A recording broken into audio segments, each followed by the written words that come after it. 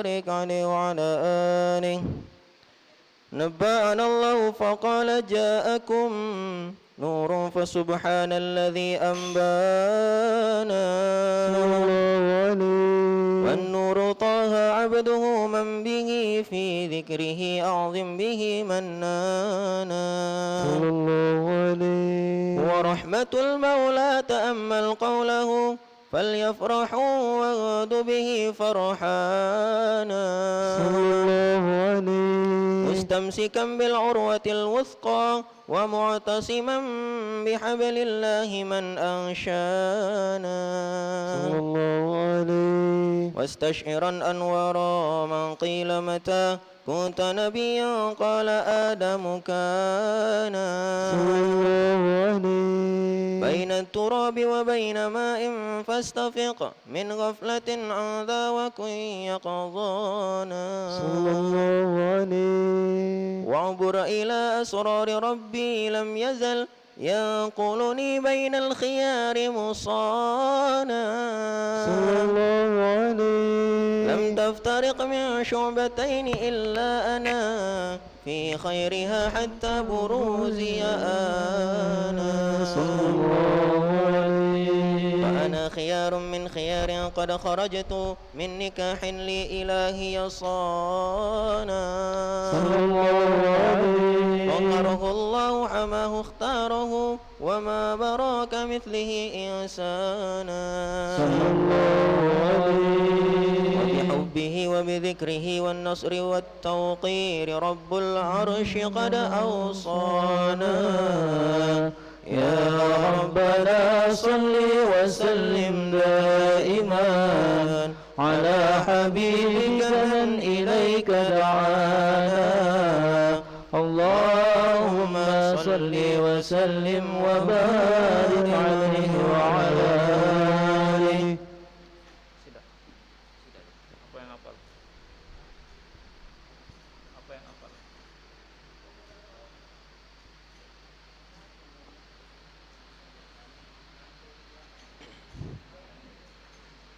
اللهم صل وسلم وبارك عليه وعلى آله صلى الله عليه. يا رسول الله يا حبيب الله يا رسول الله يا حبيب الله محمد ابن عبد الله محمد ابن عبد الله محمد ابن عبد الله محمد ابن عبد الله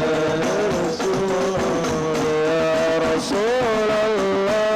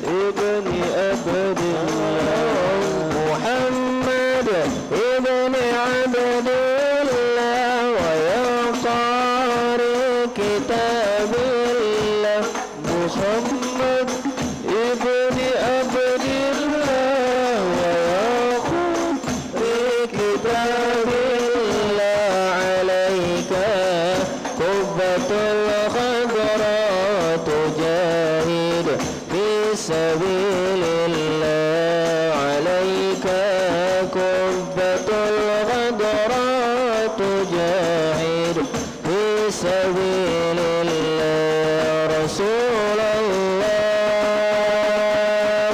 وحبيب الله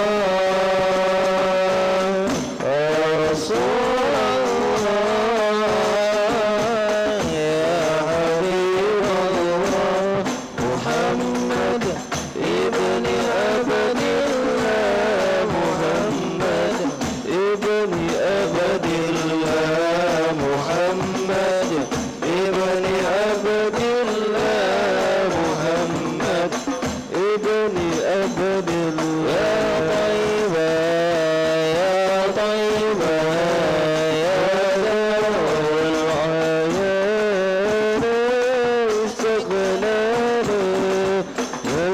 والخيال دانا والهوى دانا يا طيبة يا طيبة يا دار العيان استقلال والهوى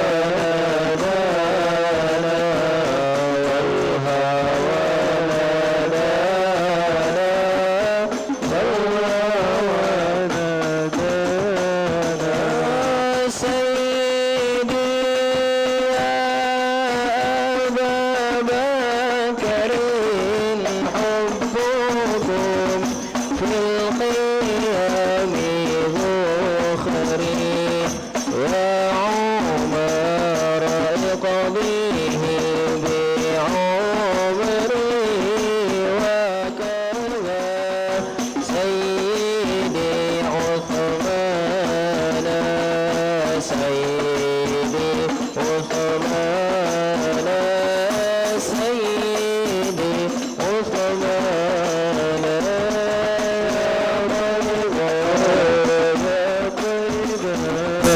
زاد والعيان استقناني والغوى نادانا والغوى نادانا يا علي يا ابن ابي طالب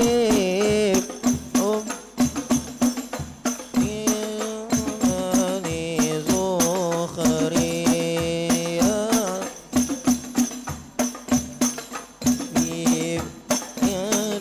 عندكم أفضل الغلمان أفضل الغلمان أفضل الغلمان يا طيبة يا طيبة يا دوا العيان استقناني والغوى نادانا والغوى نادانا والهوى نادانا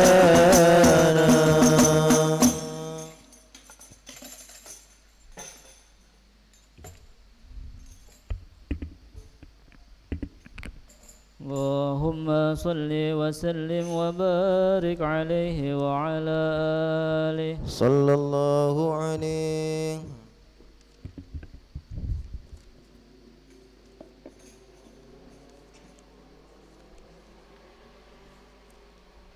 هذا وقد نشر الإله نعوته في الكتب بينها لنا تبيانا صلى الله عليه أخذ ميثاق النبيين لما آتيتكم من حكمة إحسانا صلى الله عليه وجاءكم رسولنا لتؤمنن وتنصرون وتصبحون أعوانا صلى الله عليه قد بشروا أقوامهم بالمصطفى أعظم بذلك رتبة ومكانا صلى الله عليه فهو وإن جاء الأخير مقدم يمشون تحت لواء من نادانا صلى الله عليه يا أمة الإسلام أول شافعين ومشفع عنا قط لا أتوانا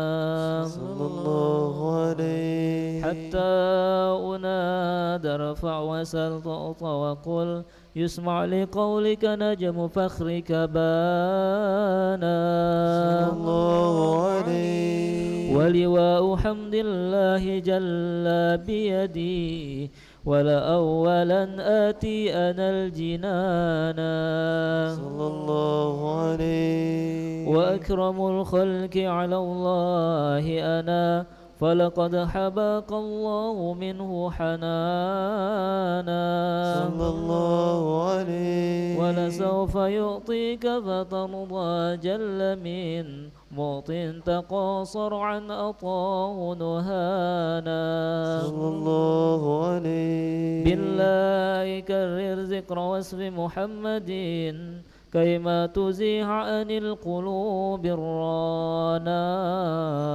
يا ربنا صل وسلم دائما على حبيبك من إليك دعانا اللهم صل وسلم وبارك عليه وعلى آله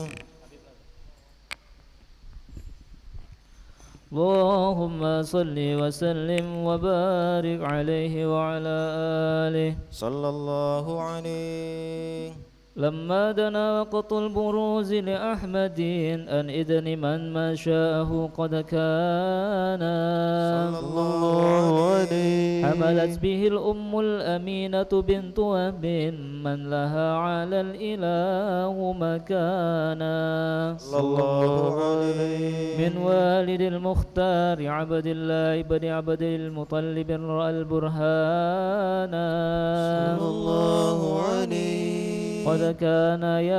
قد كان يغمر نور طه وجهه وسرى إلى الابن المصون عيانا صلى الله عليه وهو ابن هاشم الكريم الشهم بن عبد مناف بن قصي كان صلى الله عليه والده يدعى حكيما شأنه قد اعتلى عزيز بذلك شانا صلى الله عليه واحفظ أصول المصطفى حتى ترى في سلسلة أصوله عدنانا صلى الله عليه فهناك كف واعلم بربه إلى إسماعيل كان للأبي معوانا صلى الله عليه وحينما حملت به آمنة لم تشك شيئا يأخذ النسوان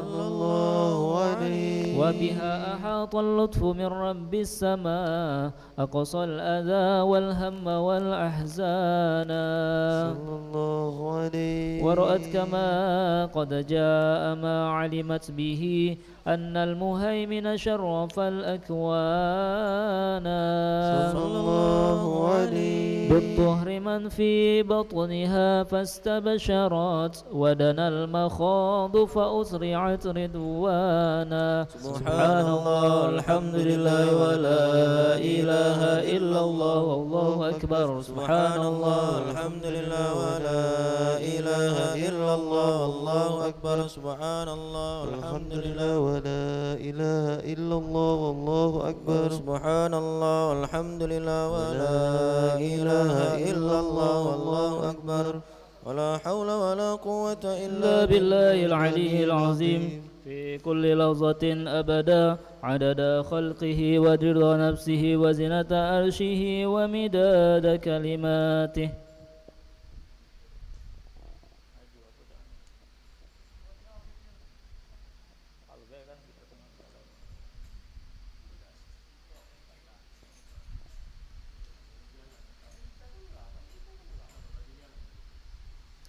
رقت عيناي شوقا ولطيبة زرفة عشقا فأتيت إلى حبيبي فاهدأ يا قلب ورفقا رقت عيناي شوقا ولطيبة زرفة عشقا فأتيت إلى حبيبي فاهدأ يا قلب ورفقا صلي على محمد السلام عليك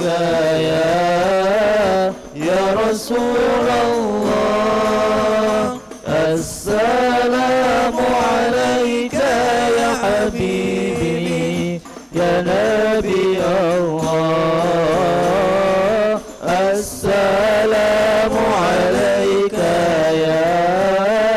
يا رسول الله السلام عليك يا حبيبي يا نبي الله يا رسول الله قلب بالحق تعلق وبغار حراء تعلق يبقي يسأل خالقه فأتاه الوحي فأشرق قلب بالحق تعلق وبغار حراء تعلق يبكي يسأل خالقه فأتاه الوحي فأشرق اقرأ اقرأ يا محمد السلام عليك يا رسول الله السلام عليك يا حبيبي يا نبي الله السلام عليك يا رسول الله السلام عليك يا حبيبي يا نبي الله يا رسول الله يا طيبة جئتك صبا لرسول الله محبا من روضة سكنة روحي وجوار الهادي محمد يا طيبة جئتك صبا لرسول الله محبا من روضة سكنة روحي وجوار الهادي محمد السلام عليك يا رسول الله السلام عليك يا حبيبي يا نبي الله السلام عليك يا رسول الله السلام عليك يا حبيبي يا نبي الله يا رسول الله وتجلت الأنوار من كل الجهات فوقد ميلاد المشفع حانا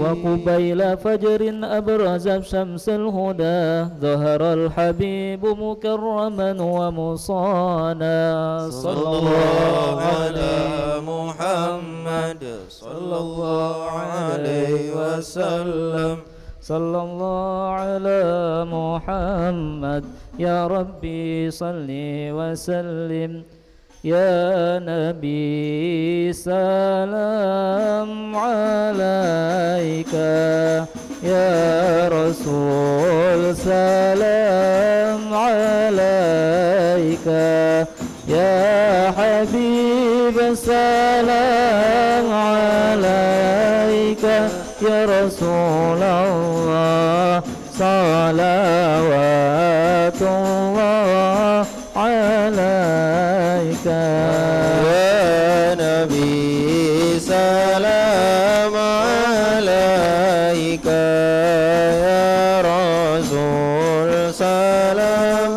عليك يا حبيب سلام عليك يا رسول الله صلوات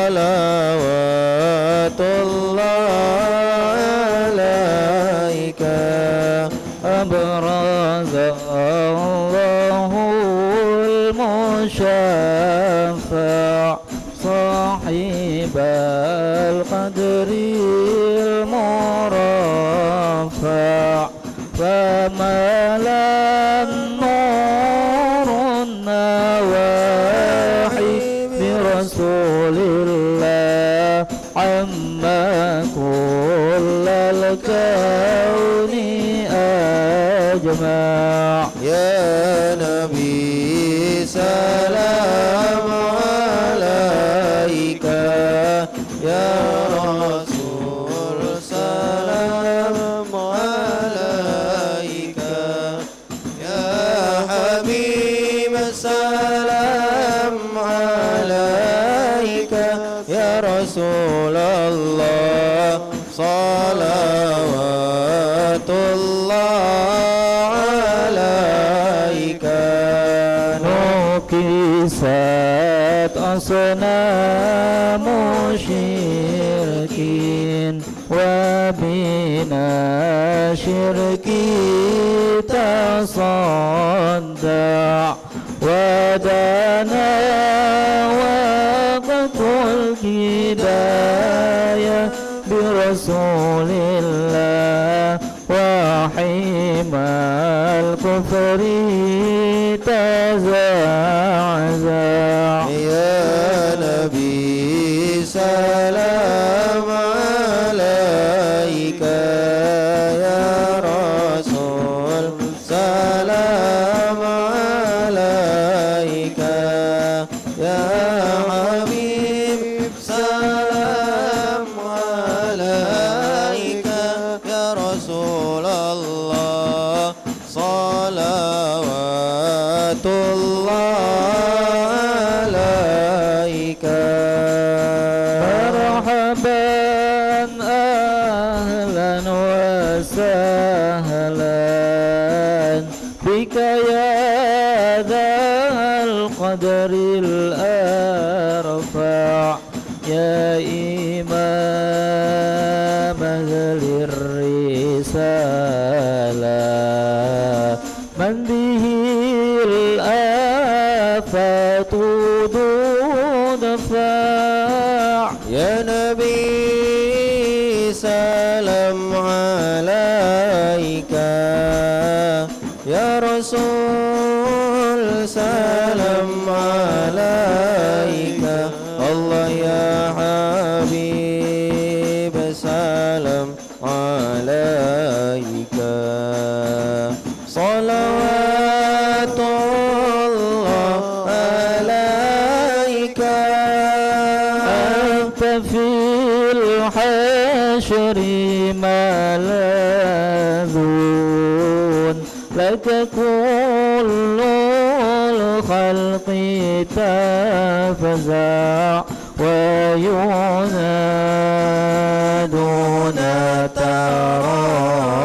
تراما قد دها من هول أفظع يا نبي سلام عليك يا رسول سلام عليك الله يا حبيب سلام عليك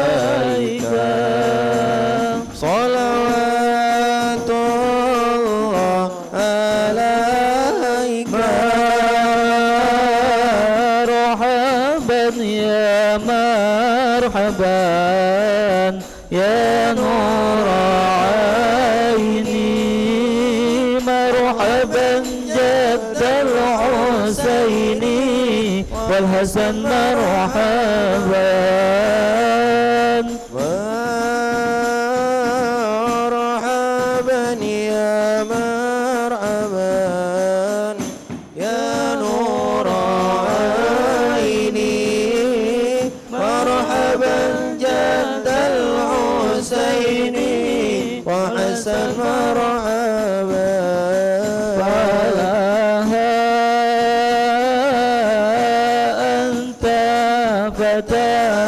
سجود مرحبا مرحبا وتنادى شفاعة شفاع وهبا مرحبا مرحبا يا مرحبا يا نور عيني مرحبا جد الحسين وحسن مرحبا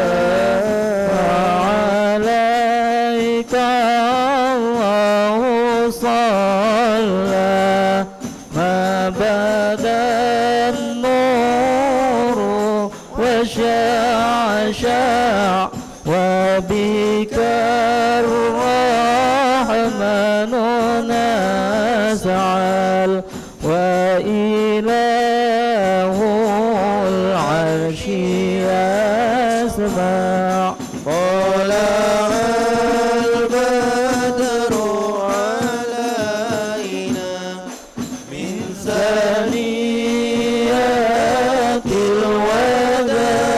الوداع وجب الشكر علينا ما دعا لله فداء يا عظيم المن يا رب شملنا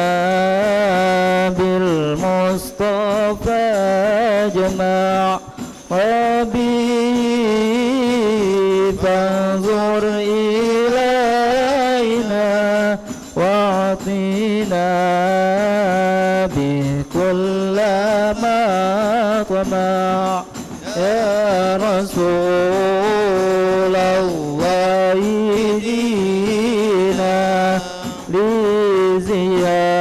لزيارة قاصدينا الله نرتجي منك شفاعة عند رب العالمين ربي فاغفر لي ذنوبي يا الله ببركة الهادي المشفع يا الله ربي فاغفر لي ذنوبي يا الله ببركة الهادي المشفع يا الله وكفينا كل البلايا يا الله ودفع الآفات وارفع يا الله ربي فاغفر لي ذنوبي يا الله ببركة الهادي المشفع يا الله واسقنا يا رب أغيثنا بحياة الطالية ماء وختمي عمره بحسنا واحسني العقبى ومرجع صلى الله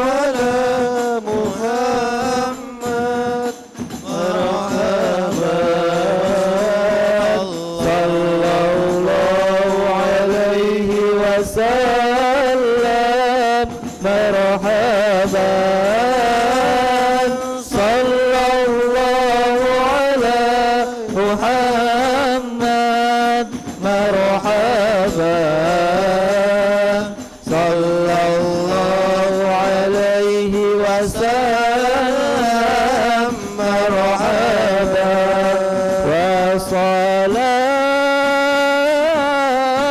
الله تغشى من له الحسن تجمع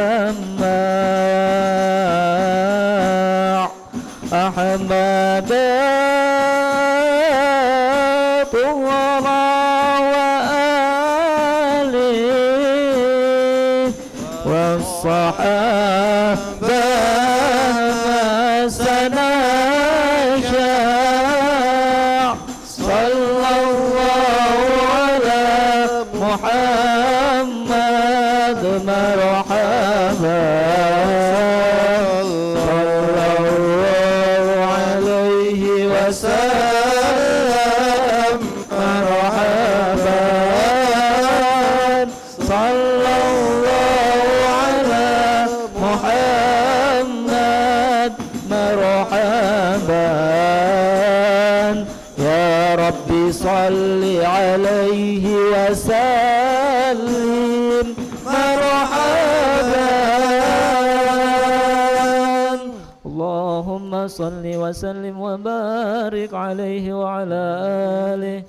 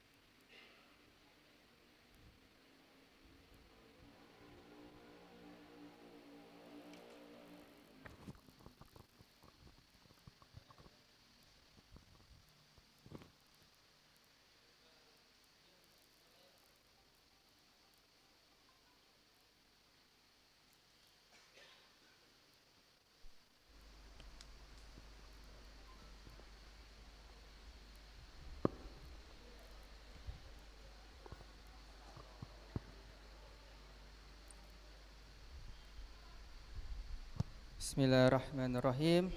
Assalamualaikum. Waalaikumsalam warahmatullahi ta'ala wabarakatuh. Alhamdulillah. Alhamdulillahi rabbil alamin. Assalatu wassalamu ala asyrafil anbiya wal mursalin Sayyidina wa maulana Muhammadin Rasulillahi ajma'in. Amma ba'd. Alhamdulillah, puji dan puja syukur kita kepada Allah Subhanahu wa taala yang dimana dengan nikmat iman, nikmat Islam sehingga kita semua bisa berada di ruang Darul Ridwan ini, yang semoga kita semua selalu dirahmati dan diberkahi oleh Allah Subhanahu wa taala. Salawat beserta salam tak lupa kita selalu curahkan kepada junjungan kita, suri tauladan kita Nabi Muhammad sallallahu alaihi wasallam beserta keluarga, sahabat dan pengikutnya yang setia hingga akhir zaman. Ma'asyiral hadirin wal hadirat rahimani wa rahimakumullah, yang semoga selalu dirahmati Allah. Alhamdulillah, pada hari ini hari Ahad tanggal 1 Oktober 2023 Miladiah yang bersamaan dengan 14 Rabiul Awal 1445 Hijriah. Alhamdulillah ala kulli hal telah hadir bersama kita yang sama-sama kita hormati, kita muliakan, yaitu guru kita Al-Mukarram Al-Habib Ahmad Ghazali Assegaf LCMA, di mana nantinya beliau akan menyampaikan ceramah agama dengan pembahasan kitab Risalatul Mu'awanah. Nanti kami informasikan di akhir acara nanti bahwasannya akan ada sesi tanya jawab, yang dimana bagi yang ikhwan kami persilakan untuk mengangkat tangannya apabila ada yang ingin ditanyakan, dan bagi yang akhwat kami persilakan untuk menulisnya di kertas lembar. Baik, agar acara ini bisa lebih berkah, marilah sama-sama kita membukanya dengan membacakan umul kitab surat Al-Fatihah ala haziniyah wa kulaniyatin salihah wa ila hadrati Nabi Muhammad sallallahu alaihi wasallam bi syiril Al-Fatihah.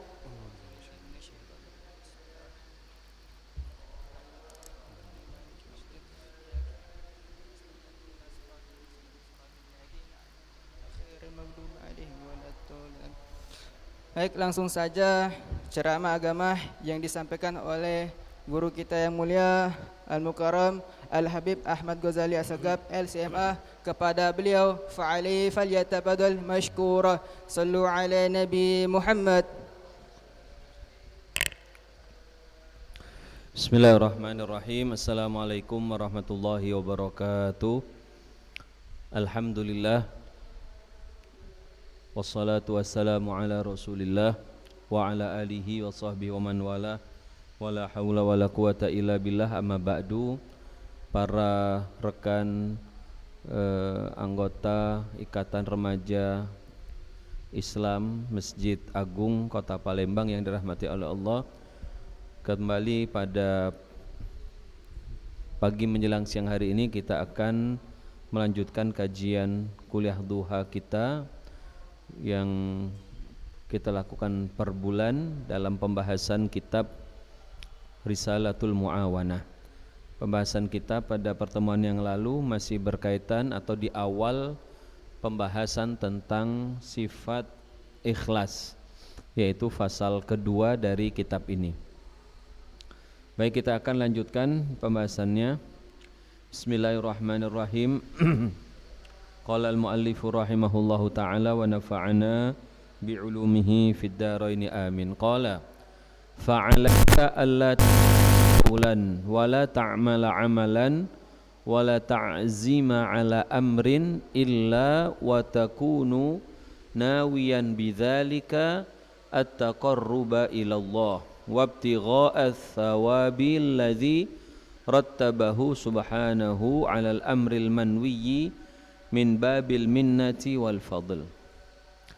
Dan hendaklah dirimu tidak berbicara sebuah ucapan atau tidak berbuat sebuah amalan dan tidak bermaksud untuk melakukan sesuatu illa wa takuna nawiyan, kecuali dirimu itu telah berniat untuk taqarruba ilallah, mendekatkan diri kepada Allah, wabtigha ats-tsawab, dan mengharap pahala, alladzi rattabahu subhanahu 'alal amril manwi, yang Allah tetapkan kepada perkara yang diniatkan, min babil minnati wal fadl, yang bagian dari karunia dan pemberian Allah.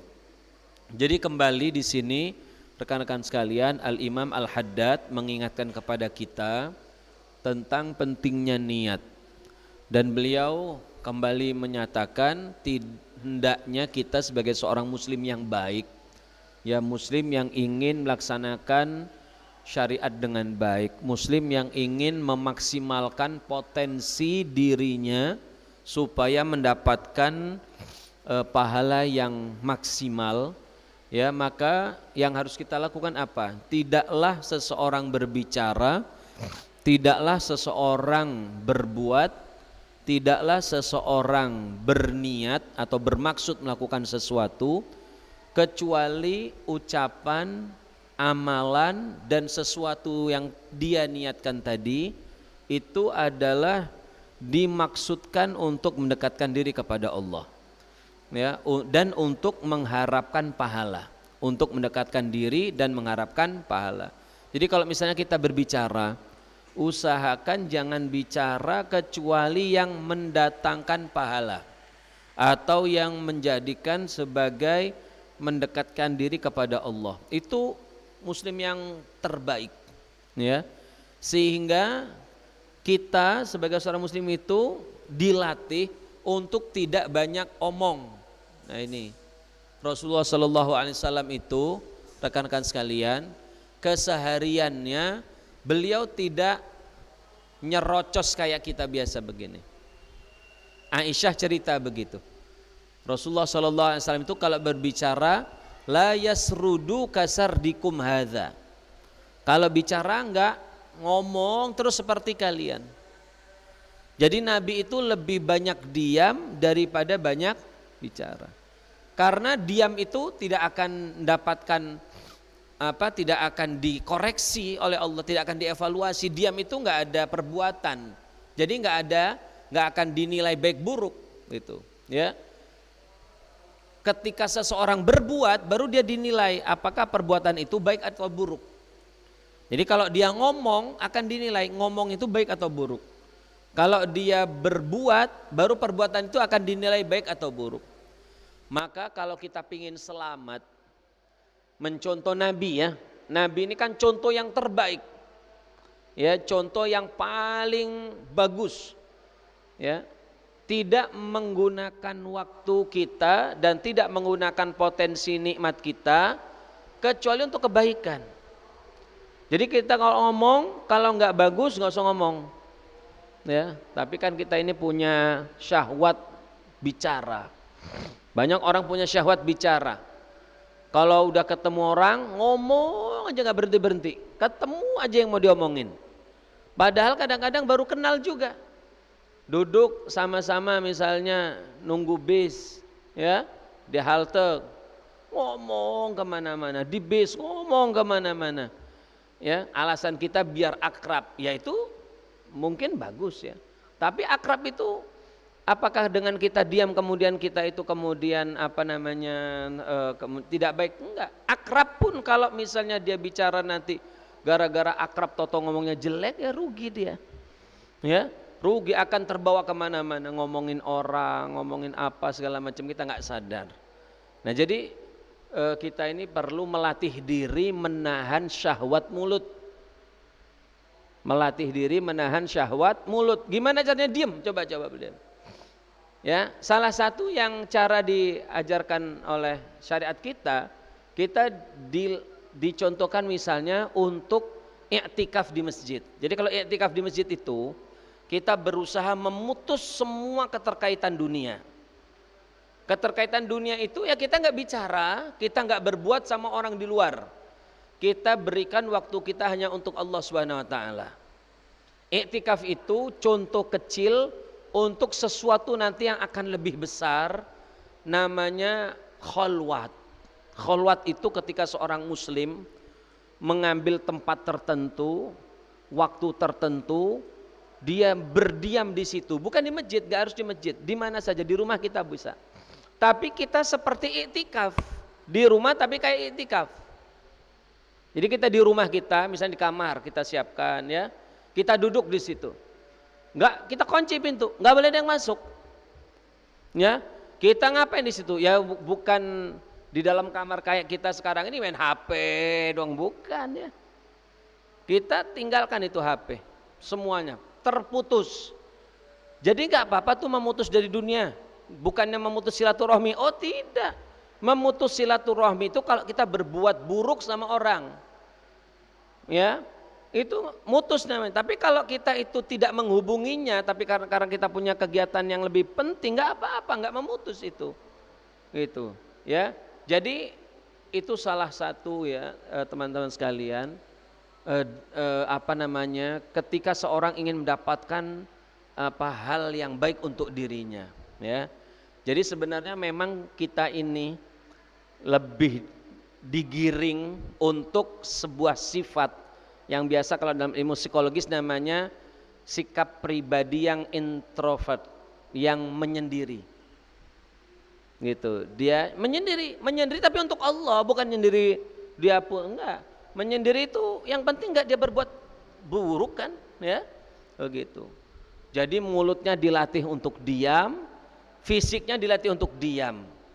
Untuk diam itu apa? Ya enggak banyak bergerak. Kita nanti bisa manfaatkan yang positif kan, zikir. Cobalah kalian masing-masing ini harus punya tasbih lah, ya. Kalian semua punya tasbih enggak? Punya tasbih enggak? Punya tasbih enggak? Punya ya, punya. Ya harus punya. Dan dibawa, meskipun Antum nanti nggak tasbihan nggak apa-apa, tapi tasbih itu salah satu barang yang selalu Anda bawa kemana-mana. Kan tasbih kan kecil gini kan, yang apa yang kalau kalian pakai yang tali itu kan pasti masih malu kan ya. Oh udah kayaknya udah syekh beneran gitu. Ya sebenarnya tergantung kebiasaan kita ya. Ambil